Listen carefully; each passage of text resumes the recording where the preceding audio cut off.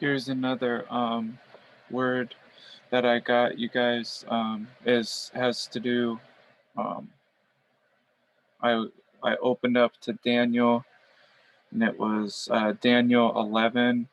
So I just went and I only landed on this small part of it, but I'm gonna read it in context. And you guys, the thing about prophecy is much of the time you don't know how it's going to manifest until it actually happens, right? And yes, you guys, prophecy is very important. It's a huge part of the revelation of Christ. Um, but love is the most important thing, you guys. Love in your heart is what is going to be looked at in your heart, and is going to determine what is going to um, the things that will happen during the tribulation to each individual person, right? Because the Lord is refining the people. He's going to have a holy, set apart, dedicated people unto Him, to be a part of the millennial, the 1,000-year reign, right? But this is what I landed on, and I don't remember exactly what part. I think it was just the king of the south, but I'm going to read it in context. So it's Daniel 11, 8, 9, and 10 is what I'm going to read. And he will also bring their gods with their molten images, with vessels of their possessions, silver and gold, into exile to Egypt. And for years he shall stand away from the king of the north. And the king of the south will come into his kingdom and will return to his own land. But his sons shall be stirred up and will gather a host of great forces, and one will certainly come and overflow and pass through, and he will return to his fortress and be stirred up. So this is Daniel 11, 8, 9, and 10. I'll read it one more time.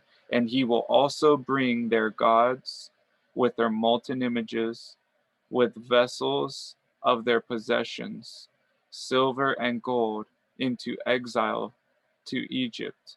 And for years he shall stand away from the king of the north, stand away from the king of the north, and the king of the south will come into his kingdom and will return to his own land, but his sons shall be stirred up and will gather a host of great forces, and one will certainly come and overflow and pass through, and he will return to his fortress and be stirred up. That's Daniel chapter 11. So maybe Lord willing, we'll be able to see that manifest here in the near future, whenever the Lord's will is. And so you guys, we have to remember that this is what you're going to be judged by, you guys, in your heart. This is what is going to show if you're a true child of God. And this is First Corinthians 13. I may speak in tongues of men or of angels, but if I have no love, I am a sounding gong or a clanging cymbal. I may have the gift of prophecy, the knowledge of every hidden truth. I may have faith enough to move mountains, but if I have no love, I am nothing. I may give all I possess to the needy. I may give my body to be burnt, but if I have no love, I gain nothing by it. You guys, please understand this. Love is patient and kind. Love envies no one, is never boastful, never conceited, never rude. Love is never selfish, never quick to take offense. Love keeps no score of wrongs, takes no pleasure in the sins of others, but delights in the truth. There is nothing love cannot face. There is no limit of its faith, its hope, its endurance. Love will never come to an end. Love will never come to an end. So, you guys, love doesn't have conditions. Love doesn't say, "Oh, I'm gonna love you, but then if you do this, this, and this, I'm going to not I'm gonna withdraw my love from you."